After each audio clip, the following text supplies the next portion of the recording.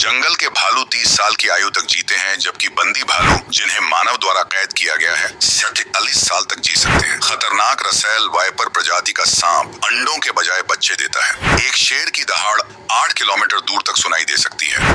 घोड़े केवल नाक से सांस ले सकते हैं, मनुष्यों की तरह मुंह से नहीं। शार्क ऐसा जीव है जो कभी बीमार नहीं पड़ता है। वीडियो अच्छी लगी तो लाइक और सब्सक्राइब जरूर कीजिएगा।